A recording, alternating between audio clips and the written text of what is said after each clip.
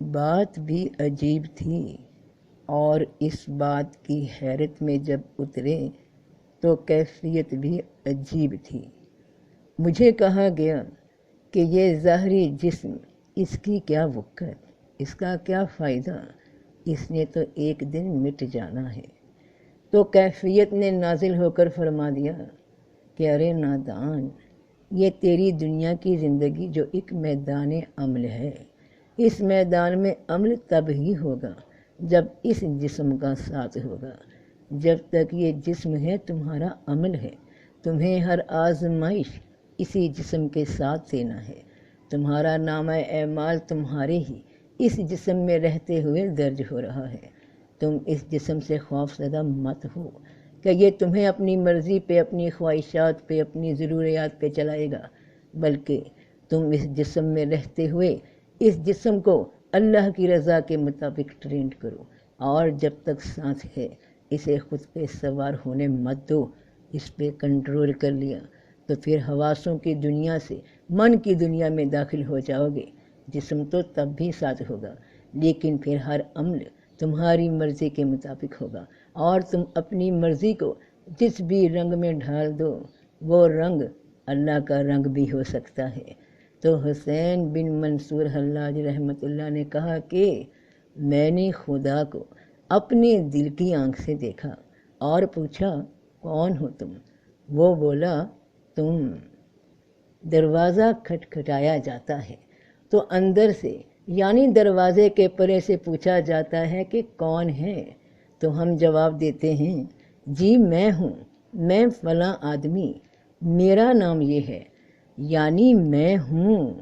اب گھر کے اندر موجود کی مرضی ہے کہ وہ میرا نام سن کر یا میری میں کی پہچان سن کر دروازہ کھولے یا نہ کھولے، لیکن جب میں اگر اس کے دروازے پہ سوالی بن کر جاؤں، یعنی کچھ مانگنے آؤں اور دروازہ کھٹکھٹاؤں تو پوچھا جائے کون ہے، تو میں کہوں کہ بس تو ہے، تو ہی تو ہے، تو دروازہ کھل جائے گا کہ اب میں بن کر نہیں آئی، کوئی نام بن کر نہیں، بلکہ اس ہستی کی یاد میں، محویت کی کیفیت میں کہ رانجھا رانجھا کر دی میں آپے رانجھا ہوئی، کہ میں رہی ہی نہیں تو نام کیا رہے گا؟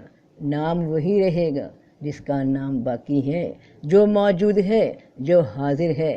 تو میں نے خدا کو اپنے دل کی آنکھ سے دیکھا اور پوچھا کون ہو تم؟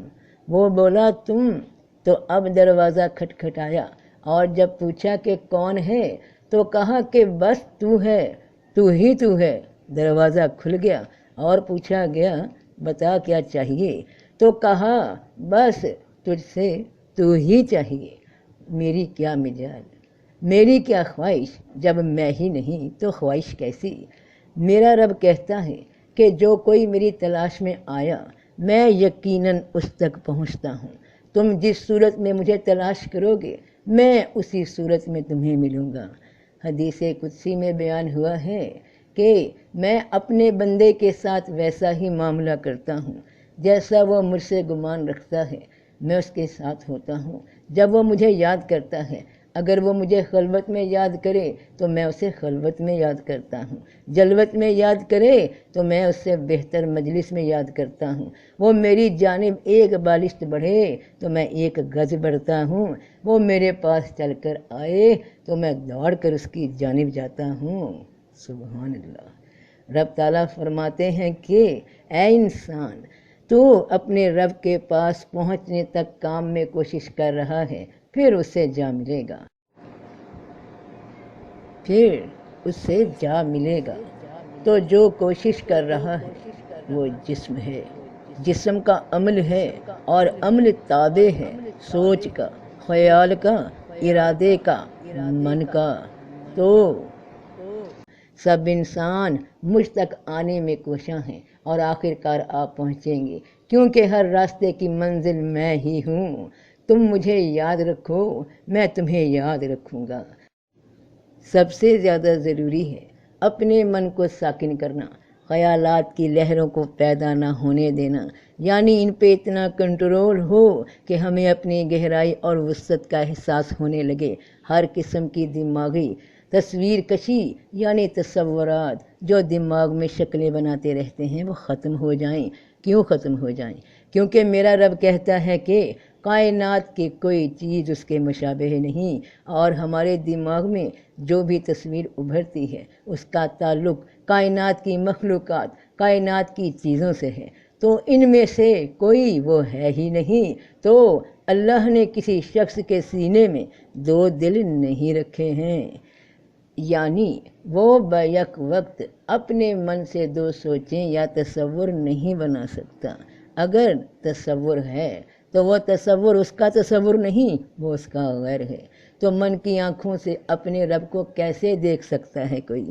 جب وہ اپنا آپ بھول جائے، اپنا آپ فراموش کر دے، جب رانجھا رانجھا کرتے رانجھا کی کیفیت میں اتر جائے تو پھر صرف وہی نظر آئے گا، اللہ ہو تو ہی تو، اللہ ہو تو ہی تو۔ جب ہمارے من میں کوئی اور سوچ، کوئی اور شے نہیں رہتی تو خدا کا ہی جلوہ نظر آتا ہے، تو اس کے لیے خود کی نگہبانی کرنا ہوگی۔ یہ چوکیداری کا عمل ظاہری طور پہ جسم پہ اور باطنی طور پہ دماغ یعنی من کی نگہبانی پہ کرنا ہوگا۔ نہ تو جسم کسی ایسے عمل میں تم کو لے جانے میں کامیاب ہو جو اس کی تلاش میں رکاوٹ ہے، یعنی کان، آنکھیں، دل نہ غلط جانب غور کریں، نہ بوجھل ہوں، نہ غلط جانب سنیں، نہ غلط جانب دیکھیں، اور نہ ہی من میں کوئی ایسی خواہش ابھرے جو اس کی ناپسند ہو۔ بس یاد رکھنا کہ تمہیں اختیار دیا گیا ہے تمہارے رب کی جانب سے، تمہارے جسم کے عمل پہ اور تمہارے من پہ اٹھنے والے خیالات پہ تمہیں ان پر سوار رہنا ہے، کیونکہ ان کی لگام تمہارے ہی ہاتھوں میں ہے۔ تم اپنی لگام کہیں جسم اور من کے ہاتھوں میں مت دے بیٹھنا۔ غور و فکر کی زندگی ہستی کا بلند ترین مقام ہے۔ جب روح اپنے آپ کو پا لیتی ہے تو باطنی آنکھیں کھل جاتی ہیں اور حسن کائنات اپنی پوری آب و تاب کے ساتھ جلوہ گر ہو جاتا ہے کہ اللہ آسمانوں اور زمین کا نور ہے۔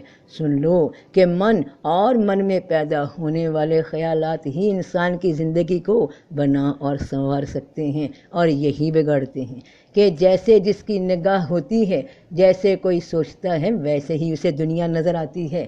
اگر انسان کی نظر پاک ہے تو من میں پاک خیالات پیدا ہوتے ہیں۔ یہ تمام کائنات ہماری ہی تخلیق ہے، ہمارے لطیف خیالات ہی ٹھوس صورت اختیار کر کے ہمارے سامنے آ جاتے ہیں۔ خیال بہت بڑی قوت ہے، بہت بڑی عطا ہے رب کریم کی جانب سے۔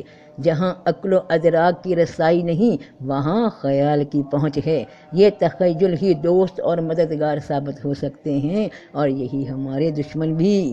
الہام کوئی خارجی چیز نہیں، یہ باطن سے ہوتا ہے، اور جو باطن میں وہی اس کو عطا کرتا ہے۔ اگر تم روشنی کے طالب ہو، روشنی کے متلاشی ہو، تو خدا کی دی ہوئی اعلیٰ ترین صلاحیتوں کی قوت کو کام میں لے کر تم یہ روشنی اپنے اندر پیدا کر سکتے ہو، اور یہ تب ہی پیدا ہوتی ہے جب اپنا آپ بھول گیا، بس من میں، نظر میں، سوچ میں، خیال میں، آواز میں تو ہی تو اللہ ہو، تو ہی تو اللہ ہو، تو ہی تو اللہ ہو، تو سب کا بھلا، سب کی خیر۔ جیتے رہو بہن بھائیوں، بیٹے بیٹیوں، فی امان اللہ۔